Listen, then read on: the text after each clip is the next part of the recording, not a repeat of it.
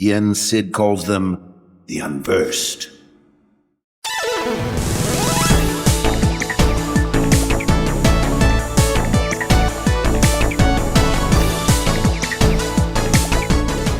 Welcome, folks, to the first edition of a new series and a new format for the Unversed Creative Network. This is Around the Horn, Kingdom Hearts style. I should probably come up with some sort of clever name for that, but until I do, that's what we're going with. For those that don't know, I have always kept sports and Kingdom Hearts close to my heart throughout my entire life. And as many of us millennials and above remember, coming home from school in the late 90s, early 2000s, we would watch Around the Horn. Around the Horn was a famous sports journalism show hosted by Tony Reale on ESPN, where pundits and sports writers from across America would come together to discuss some of the greatest and most interesting sports news of the day, giving their opinions on various events and happenings. Well, like I said, I've always kept sports and Kingdom Hearts close to my heart, so I may as well bring them together with my homies that I've collected here today. So we're going to do something very similar in the context of Kingdom Hearts. I'm going to take my four friends here, present them with various topics of news or opinions or anything in between, get their thoughts on everything, and then assign points to the winners, with the final winner being allowed 2 minutes of unfiltered time to talk about whatever they want, as long as it's related to the Kingdom Hearts series. So my panelists for this very first episode include Pointful, Dango Candlelight,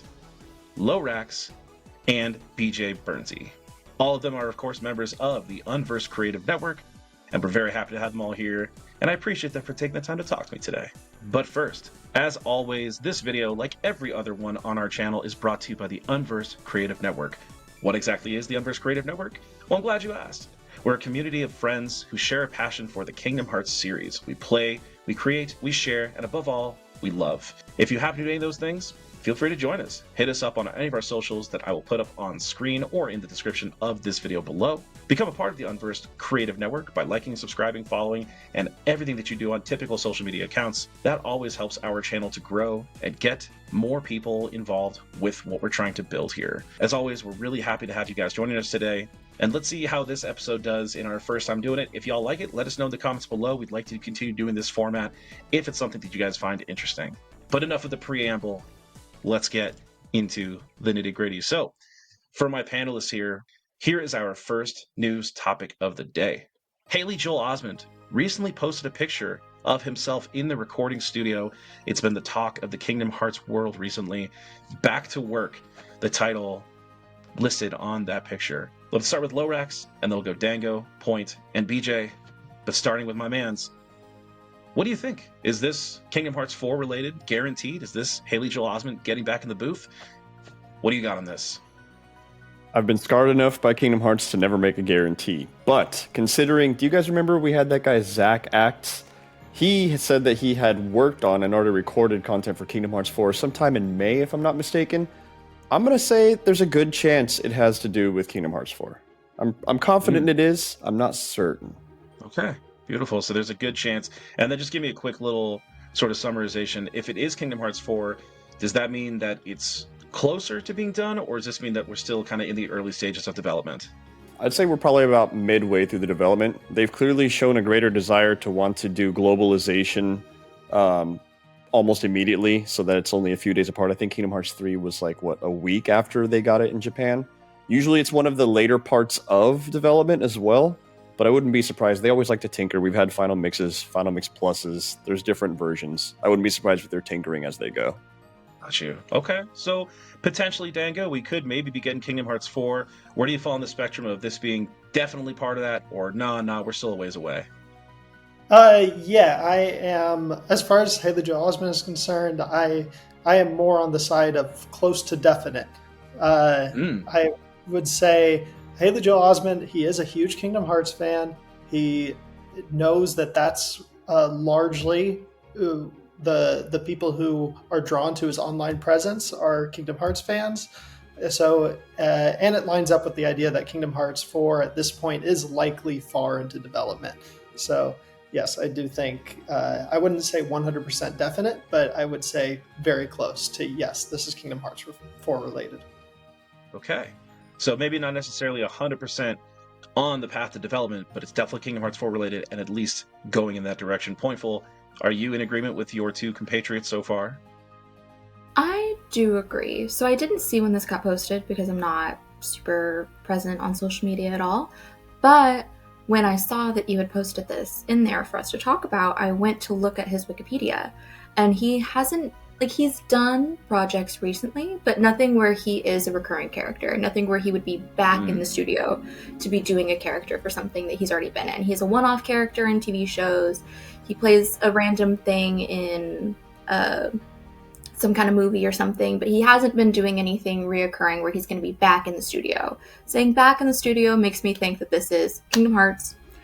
Whether or not, like, how far along they are in the development, who the fuck knows? Because this could be for a trailer, like another trailer. It could be for the middle of the game. Who's to say? But I definitely think this is Kingdom Hearts. So, okay, 3 people seem to think that Kingdom Hearts 4 is well on its way at the very least. BJ, do you hold that same opinion? I do. IMDb currently shows that Haley Joel Osment is working on 3 titles. One of those is Kingdom Hearts 4. The other are both live action. So I know ADR is a thing. Actors go into studios to record dialogue. But it just seems to line up too well, especially with how soon Kingdom Hearts 4 is supposed to be, maybe. I don't pay attention to him enough to know about his other posts or if he regularly posts about this stuff. But this leads me to believe that we're certainly closer to KH4 than not. One more thing, just in researching this, I did discover he is also a Dodgers fan, and that made me very sad.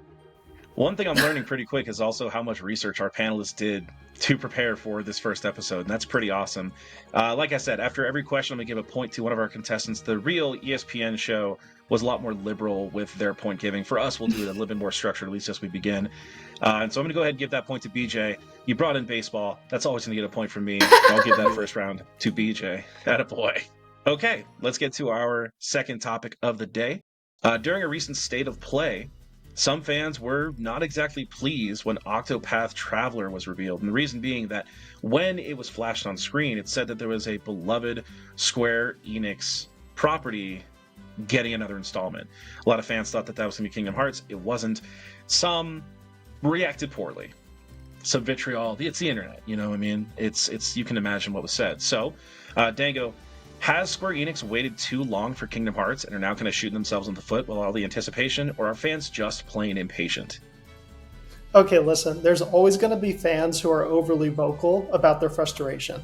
Okay, so I want to make that clear. I don't want to excuse any crazy behavior. But Square Enix definitely waited too long to give fans info. And I think one of the people who agree with me is actually Tetsuya Nomura. He has talked in interviews that he did think it was way too early in development to release a trailer, but the decision was specifically made in order to avoid a leak. That's a really good point. LOWRAKS, Tetsuya Nomura himself potentially thinking it was too early. You agree? Oh, yeah. Yeah, I mean, don't get us hyped. We don't need to go through this whole cycle that we did with KH3, when on top of that, we're not getting any other content, man. We used to get handhelds. We used to get all sorts of side stories. Hey, missing... Never mind. We got nothing, Way too early. Don't get us so hyped and give us nothing. Yeah, that's a really good call, because BJ, I mean, that's part of it, right? When you know that there's something on the way and then they take it away from you, right? That missing link, that does kind of twist the knife more. But does that still kind of excuse the online behavior? No, it doesn't excuse the online behavior. But I guess more to your question, also just, I mean, the way that the Octopath was presented, flashbacks to Jeff Keighley, a year ago now, a game that we're all looking forward to for a really long time, Kingdom Come Deliverance. Well, what a nightmare that was. But I will just say, Square doesn't owe us anything. And I do think it's easy for us to get absorbed in our own fandom's bubble. So games like Octopath do have a very committed fan base as well. So while I think it's frustrating to have delays and cancellations, I don't think studios should be putting out games just because there hasn't been one for a while from a particular IP. That's interesting. Okay. I can appreciate that point. Do you also appreciate that point? Haha. What do you got? I do agree with BJ. I think a lot of people know I'm in a kind of unique situation where I have games to play because I haven't played through them all. But like BJ said, they don't owe us anything, and I don't think that anything could ever excuse that kind of behavior. Or whatever that behavior was, I didn't see it all. But I do think if the question is, have they waited too long to their detriment? I don't think that anything could necessarily be to their detriment. I don't think that anybody who's waiting for this game is going to not play it immediately when it comes out, regardless of how they could wait forever. As soon as it comes out, people are playing it. You know, like we're all waiting for it. So I don't think that anything, however long they could have waited, would necessarily detriment any of it. It might make people upset, but again, there's other things. And just because it made them upset doesn't mean that they're not going to get the fans to still be there, because we are loyal and want to play it. It's not a matter of how fast it's going to come. It's just a matter of it coming, you know? Absolutely. Okay, I like that. That's a really good round, man. I think you guys all made really good points. I'm going to go ahead and give it to Dango, only because I think that, you know, talking about the Nomura side of things is a really good point. There's a lot to be said about the lack of content, which we're going to get more into here in a little bit. But I think that specifically mentioning that Nomura has also made sort of mention of there being too much window between like release or between the reveal and the actual, you know what I'm saying, drip feeding of releases. I think that's a really good call. Cool. So the last topic in our sort of lead 3 is going to be new Kingdom Hearts merch has been announced. This is always exciting, right? People are always buying Kingdom Hearts merch, be it the baby Funkos or Dango's hat or BJ's got a Heartless hat. I got my Keyblades. I know that LOWRAKS and Point also have some very cool Organization 13 coats. There's nary a Kingdom Hearts fan that doesn't have some sort of merchandise. And so just for you guys, there's a couple of different bits of merch that have been released, including plushies and also new jewelry. We'll start with BJ for this one. Which of those 2 items is more appealing to you and why? Yeah, I mean, I don't know. The earrings are cool. The plushies are awesome too. Honestly, I'm not a huge merch guy. I know I'm like a solo sport right away. But the one thing that I found interesting though about the plushies, that they include Chip and Dale, which is an odd choice to me. But I mean, jewelry's always going to be, you know, cool. It's intricate. It looks pretty. So jewelry's my answer. Okay, dig it. Dango, do you find yourself to be a jewelry guy? Jewelry can be really pretty, really well designed, but it's not soft and squishy, and I can't hug it. So, I mean, I've got to go with the plushies personally, you know? Nice. That's all it is, just being fluffy Yeah, and squishy. that's all I need. That's all you need, man. Adorable.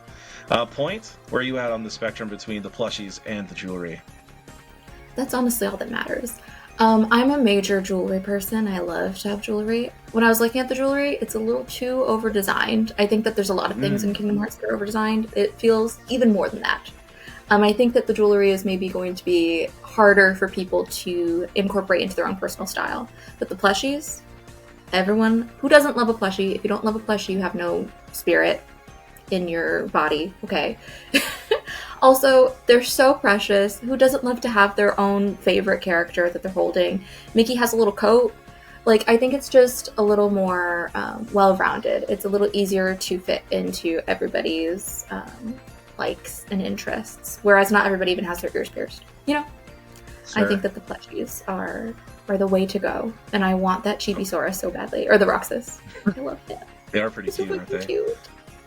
LOWRAKS, aren't they so cute? Don't you love them? They are cute. I gotta be honest though, man. I don't like the chibi aesthetic. I'm not a fan of the chibi aesthetic. It's not for me. It's fine. It's cute. It doesn't do it for me. So are you falling more on the jewelry side? So here's the thing. Point especially has gotten me to really appreciate cool earrings. I'm probably going to pierce my ears soon because I just want to steal some of their earrings sometimes. But it's a little too gaudy. There's a little too much going on. They're adding overly intricate designs on top of already intricately designed keyblades. I'm not feeling it. I'm going to go with the plush because I can hug it. I can watch my cat do the little bunny kick with it and be all cute with it. You know, there's all sorts of things. that I can achieve with the plush. Do I like that it's chibi? No, but that's why I'm letting my cat bunny kick it. That's awesome. That's as good a reason as I've ever heard. You can do all sorts of things with plushies. I can do all sorts of things with this button, like give you a point, LOWRAKS, for that round, because I think you made a really good point with the over design. Pointful, you did the same thing talking about the over designing of the jewelry. But anytime you talk about cats being cute with stuffed animals, that's gonna warm my heart and get you a point for that. Yeah, my cat plays baseball too. Just putting that out there. We move to our second segment now. This is Buy or Sell. This is a classic segment on that same show on ESPN, Around the Horn. The idea here is I'm going to present these guys with statement or scenario or an idea, concept, whatever you want to call it, and they're either going to buy it, i.e. agree with it, and then state their case why, or sell it, disagree with it, and then do the same. So here is the first one. And I'm actually going to go ahead and start with LOWRAKS here, because I know this one is close to his heart. It's one of the first things we talked about when we first met at Reconnect, so I'll let him spit on this one. LOWRAKS, buy or sell, Missing Link being canceled is bad news for Kingdom Hearts 4 and its development. It absolutely is. It's getting less exposure for the Kingdom Hearts franchise on a gaming system that literally almost everyone on the planet has at this point. It's also one less channel for revenue to make the Kingdom Hearts franchise look good to Square Enix. Less revenue just isn't as good as more revenue, you know? And sometimes it kind of feels like Kingdom Hearts is already on life support, so it's not doing us any favors.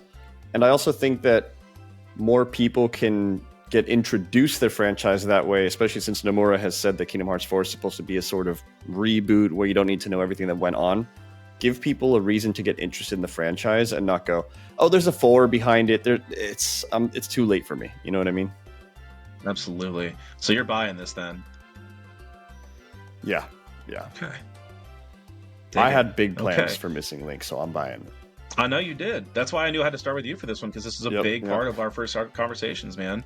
I'm still BJ, recovering. Same thing. I know, bro. We all are. We're still all morning, man. It's brutal. BJ, you buying or selling Kingdom Hearts 4 being in trouble because of Missing Link? I'm buying. Any content is good content at this point. Is a gacha format shitty? Yup. Would I say no to a Kingdom Hearts game just because it's gacha? No. You know, if we were getting a game every year or two, I might answer differently, right? But you know, we're going through a drought, and listen, if I'm stranded in the desert with no water in sight, I'm okay with drinking my own piss. You know.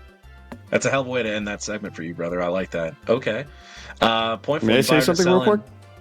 Please, brother, do it. I got an interesting fact that I just noticed. A year ago today is when we got the announcement that Missing Link was going to be delayed. On the day we're recording this? Today, November 18th of 2024. I'm looking at the tweet right now because I had a feeling it was around now. Yeah. It got delayed a year ago today. Everyone. Yeah. Happy anniversary. Yay. Sorry. So Carry Pointful, that makes this brother. It's a great call because Pointful, that adds even more emotional sort of weight to this question. Then a year ago today, we had the news that Missing Link was Kaputsky. Does that mean the KH4 is in trouble? Delayed. Yeah, that's right. Yeah. That's right. Which canceled was in May. Up being cancellation. I got you. Good looking out. Good to clarify. Pointful, you buying or selling this? I'm gonna sell. I don't think that the question is whether or not it's a sad thing. It's obviously a sad thing. I don't think the question is whether or not it's going to bring in new people. I think the question is whether or not it's bad news for Kingdom Hearts 4 itself. I think that potentially there's more focus now on Kingdom Hearts 4. Like, it could have been just that it was hard to produce both of these things. They needed more time to look at this one thing. They're making it bigger. They're doing whatever they're doing. They're putting their focus on Kingdom Hearts 4. So I don't think that it's necessarily bad for the production. I don't think that it's going to make the production stop altogether. Like, I don't think that them canceling that is going to mean they're going to cancel KH4 too. I think potential is it could be for the best. And I'm so sorry. It sucks, obviously. It's very sad. But I don't think that it's a detriment to the game that we're looking forward to either. Okay, so point sells. And then Dango, where are you at on this? Yeah, I'm going to have to sell as well. And specifically because the question is it, the question is, is it bad news for Kingdom Hearts 4? Not just like, is it bad news for Kingdom Hearts in general, right? So yeah, they're going to have all the more time and resources to focus on Kingdom Hearts 4. You know, a lot of the like gacha games are actually a money pit for companies. A lot of people have the misconception that it's like, oh, they make so much money off of these. They don't. They're super hard and costly to maintain. That's why they don't usually last more than a year. Okay, interesting. So we got 2 buying, 2 selling. You guys make, like I said, man, I hate to keep repeating myself, but you guys all make really strong points. I'm giving this one to Pointful. I think Pointful, you know, she first mentioned the specific wording of the question, which is to say that it's bad news for KH4. And I like the idea of it being a bummer for sure, but better in the long run. I don't necessarily know if it's going to work out that way in the end. The biggest thing, right, is whether or not we'll get that story information that was in Missing Link in KH4. Time will tell. Sticking with Kingdom Hearts 4, the number one topic, of course, obviously in the Kingdom Hearts world, is this game that is in perpetual development. But if we hearken ourselves back to those many, many months ago now, where we got that initial KH4 reveal trailer, there's one specific frame. Any Kingdom Hearts fan watching this knows the one where we see what appears to be a metallic foot in what some are calling the Forests of Endor. So, Dango, this means, in the eyes of some fans, that KH4 is 100% confirmed to have Star Wars in it. Are you buying or selling that? I'm definitely selling that. So, okay, look, I understand that it's exciting, and yes, I'm. You did see what you saw. You know, I'm not saying, you know, I'm not trying to gaslight you here. No, I think confirms is just too strong of a statement. Star Wars has an excellent chance of being in the game. But, I mean, we had an entire Kingdom Hearts game that was canceled during development. So it's not guaranteed that just because people noticed a Star Wars asset in the trailer, that was a very early trailer, that Star Wars will definitely end up in the final product. Okay. That's very interesting. So you're admitting that it may well have been a Star Wars, as you say, asset, but not necessarily guaranteed to be in the game. LOWRAKS, you buying or selling that? So here's the thing. It's a very good point, but my only concern is we've found assets for Buzz and Woody and Birth by Sleep and stuff like that, right? We've seen scrapped things, but it's never been something in a trailer that has generated so much hype, and then they're just like, never mind. I almost feel like, look, I have mixed feelings about Star Wars in Kingdom Hearts, we can get into that another time, but I almost feel like they've all almost kind of like played their card and now they're not gonna be able to take it back, or too many people are like, what the hell, man, where's the Star Wars week, you know what I mean? But to play devil's advocate, Nomura does like to just kind of be like, just flip things on upside down and keep you guessing. But 100% confirmed, I'm selling. I was not necessarily expecting 2 sells in a row. Will BJ make it 3? I gotta buy. Okay. As much as I don't want Star Wars to be in Kingdom Hearts 4, and I talk about this on other videos, you don't show that, like, that scene, that 10 seconds or whatever we got of, like, that biome, right? And then that foot, that's an AT-AT foot, man. You don't, but just in general, you don't show that unless that's what it is, unless it's going to be a indoor kind of thing in KH4. The only other like option that I could think of would be maybe they actually go back to the parabolic time chamber that Axel and Kyrie trained in, because that's kind of, it looks sort of similar with the very green kind of thing going on. I don't know why they would do that, but I'm just thinking, why would they show that? Like, it was very intentional. We're going to show this specific location. Okay, interesting. So BJ is 100% bought in. We got LOWRAKS and we got Dango saying they are not. Pointful, are you buying or selling Star Wars for sure in Kingdom Hearts 4? I'm with BJ, I'm buying. I cannot imagine them putting this in without it coming to fruition. Also, in me buying this, I don't necessarily buy that it's even this completely off culture. It doesn't even fucking look like Star Wars. I'm sorry, I haven't seen maybe this episode in like enough, but it definitely looks like Battlefront. It definitely is Star Wars. It's just annoying that this is what we're getting. I don't know. I don't like the Star Wars being included. I have so many mixed opinions, but I'm 100% buying that this is Star Wars in here. I can't imagine that they're not including it, and I can't imagine that they would put that in without it being the case. I can understand why you might disagree, because it's like the only world that we get outside of Tokyo or whatever random, well, not Tokyo, but Tokyo Light, whatever random shit we got in there. But yeah, it has to be Star Wars. Dig it. Okay. Wait, can I say something real quick? Yeah, do it's it. Just that, it's just that if you're a fan who wants Star Wars and Kingdom Hearts, I just want to say I'm with you, because I know everyone here has made the mention that they're not, so you're not alone. I got you. Good looking out.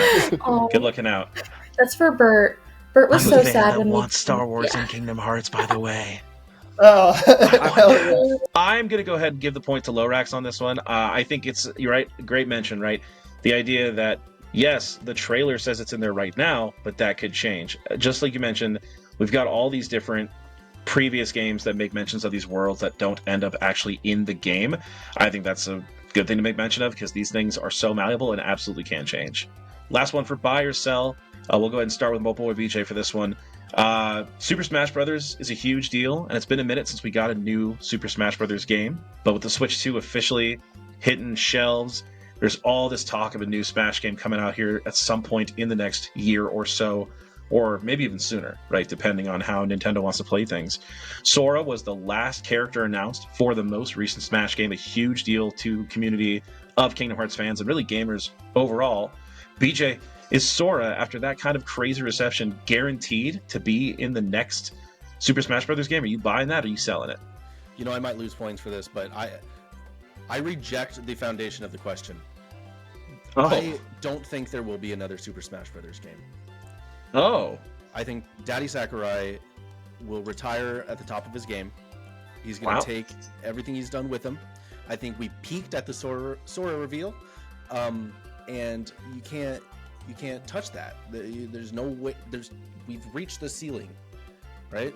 So neither buy nor sell, because there won't be another Smash game. Wow. Sorry. Okay.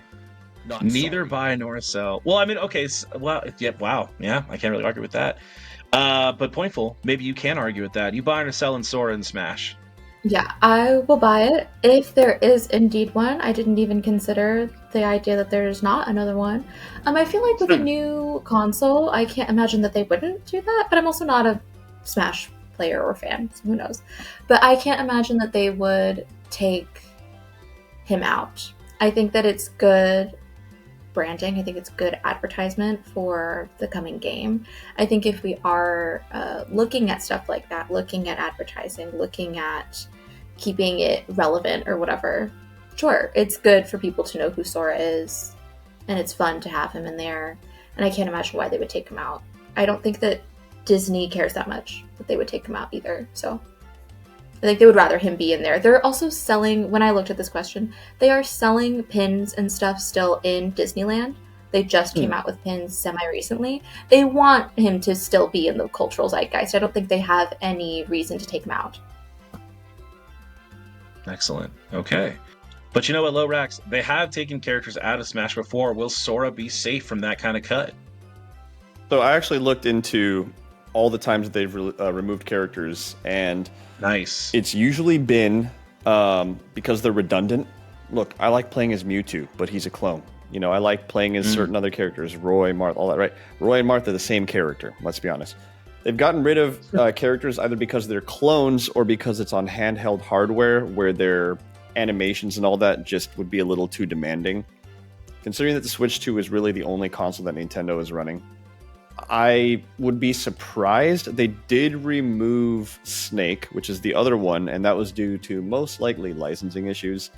I think Disney is finally starting to acknowledge Kingdom Hearts' existence a little more, probably because a lot of their employees grew up loving the franchise and have a little more input on that now. I'd be surprised if we didn't, and I'd be very surprised we've seen how greedy Nintendo is lately, and the, let's be honest, kind of dog shit Pokemon games and stuff they've been pumping out. I don't think they're letting Smash go, no matter who retires or what. That's a money maker. They're gonna make him another DLC, maybe. I could see them doing something like that, but taking him out, I don't know. Dango, the bar is low, but if there is a Smash game to come in the future, will Sora be in it? You buying that or selling it? I'm definitely buying it. So in 2015, there was a poll of all the people who were playing Smash Brothers. They released a poll and they said, who do you want in? And anybody could write anything they want. Well, it was revealed when Sora was announced for Super Smash Bros. Ultimate, which was the game after Smash 4, that Sora was the winner of that poll. So this was something they were trying to get done for years. They're not going to go back on it now. It's and also Disney wanted Sora in Smash. Also, the only it was actually Nomura who was a little more resistant to it because he was like, well, how do I fit that in with the lore? But he figured it out. He's okay with it now. So there's nothing stopping it now. Nothing stopping it now. Okay, good deal. All right, that's going to be Dango's point. And the reason being that when you invoke the poll, I think that's a great, thing to mention because Sora was, by all measure, the most requested character for Super Smash Brothers. So I love that argument, and you guys make good points about whether or not there's going to be another Smash game. I think that's a great call, but I do think it's a good thing to mention. Okay, we have our final segment before our big finish, and this one is Convince Me. So this one's much more open-ended. I'm going to start with BJ. Here is the idea, is other than Donald and Goofy, these guys need to convince me of who is the best Disney World companion. That is to say, a companion from a Disney movie in a Disney World. BJ, who's the best one? Yeah, this was a tricky one. There's a lot of fun companions out there. But at the end of the day, I'm going to go with the one companion who, when our hero was at his lowest point, when everyone had left him, Beast was there. His best friend, his best childhood friend, abandoned him to the dark side. His new best friends, Goofy and Donald, who, all for one for all, no. They said, fuck that. We follow the blade. Everyone left him. And Beast was there. And not only was he there, he was a force to be reckoned with. I mean, the AoE damage he'd put out, just a beast, pun intended. So hands down, Beast is best companion. Hands down, Dango? Is it really hands down Beast? Is there no other option? Well, like I appreciate the emotional appeal, but Ariel, she heals so much and deals so much damage in Kingdom Hearts 1, and then in Kingdom Hearts 3, she returns as a summon, and if utilized properly, she can basically one-shot like over half the bosses in that game. And look, she's the only party member in all of Kingdom Hearts that also has musical numbers. So I think that's, I think that's a huge plus. So without Ariel, there's no Finny fun. So I've got to go with Ariel. Pointful, I know you've had your fair share of Finny fun in your life. Is Ariel also your pick for this question? I think that Ariel is such a good answer. She's not my answer, but she is such a good answer because she does do so much damage and it fucking sucks. Obviously, we all know that the swimming is tanky. I love the swimming, but it is tanky. So it's nice to have somebody who's there who knows how to swim. My answer, though, is Jack Skellington. Before Kevin and I, LOWRAKS and I, we looked at all of the companions and how they all play and everything. Before we even did that, Jack is the one that I always remember. I know that, I know all the companions. I know they're there. I know I enjoy having them in my party. Jack is always the one that I remember thinking, God, he's so good. Like, I can barely hit things. He's smacking them with magic. He's scratching them up. Like, he is tall. He runs. He's quick. It's great. My only other... Right beneath him is Tron. because his limit form is fucking sick. You guys like code together as you spin. It's incredible. It looks stunning. And then right below that is Tarzan and Aladdin, who you get to throw barrels on top of. We're here for the vibes and the fun, and that is it. And that's the best. That is the best. But is it truly the best, LOWRAKS? Is it really? I'm going to say yes and no. Now, here's why, okay? So, Jack, if you're looking for combat, he's the GOAT. He's a caster, he heals often, he's got that range, but then he does this little fireball ring and he charges at the enemy. He's also up close and personal. He'll murk them. But there is no companion. I don't care if Beast was there for Sora at his lowest point. You know who's been there all along? Even more than Donald and Goofy? The best party member is Jiminy Cricket. Stop. He's in the party at all times. He's the most loyal party member of them all. Also, baseball. You can't just say that. So, baseball. No, you're actually not allowed to say that. Okay, You need to tell of me all the party members, team? which one sounds the most like a baseball player? Here comes Jiminy Cricket to bat. Come on. What baseball team? Tell me what team. What team would he play on? Tell me now. This is going to be the deciding factor. What's your team? The A's? Cool. He's on the A's, Cool. obviously. Yeah, totally. Fire. Oh, actually, he's on the Rockies. He switches off every other season. He just loves those two teams so much. Yeah. More so the Rockies, though, because Mac is judged. I tell you what. I was really going to struggle because you guys all made really good points for this. But I was sold on the old-timey baseball voice. LOWRAKS gets 2 points and will take this first episode. There's no way I couldn't give it to him after that. LOWRAKS, you get 2 minutes of FaceTime. Go ahead and tell us whatever you are feeling. Yeah, congratulations. Congratulations to our winner, LOWRAKS, in our first ever episode. And then, brother, you got 2 minutes of FaceTime. What's on your mind, brother? Tell us about Kingdom Hearts stuff. Dude, this might be a bit of a hot take, but I've kind of been revisiting a lot of the Kingdom Hearts minigames, and they're lacking, man. Like, listen, they're fun, they're cute, but like, they're just not very fun minigames, dude. Especially like, I've been playing a lot of Birth by Sleep, trying to get all the trophies and all that, right? Dude, I don't want to play the damn command board or whatever and win every board 3 times because of different characters. Like, change it up per character. I don't know, maybe make Terra meathead and he's got to smack the thing and send the little weight up to hit the bell. Something, but it's just like, man, mini games in Kingdom Hearts have always been like a fun distraction, but you compare them to other games with like just more robust mini games. Like, give me Pokemon Stadium level mini games even. You know what I mean? Change it up more. But the more and more I replay through the series, the more I'm like, these mini games don't age well. And Kingdom Hearts 3 is the biggest criminal of this. Not even Finny fun, okay? It's cute. I'll give it a pass. Every 100 Acre Wood minigame is the exact same game. It's boring as hell. I think we need better minigames in Kingdom Hearts. Love it. In Kingdom Hearts 4, LOWRAKS has but one plea. Better minigames. Please, Papa Nomura. My main plea is for it to come out at all. Well, yes, it's looking a little bleak, but true. That's true. Cool. That's all we got. Thank you so much for joining us for our first episode of this Kingdom Hearts variation on Around the Horn. We appreciate y'all tuning in. As always, if you enjoyed this show, please feel free to like, share, subscribe, comment, do the whole thing. And as always, feel free to stay here on the YouTube channel to find more exciting videos with my friends and I just like this, or go ahead and check out our website, which is currently being built out and adding all kinds of new stuff to it all the time.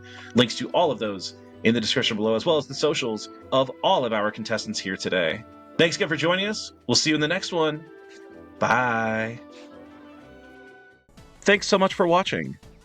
Stay updated on the Unversed Creative Network by subscribing on YouTube or by checking out our website. And feel free to hit us up on Twitter or on Bluesky. See you next time.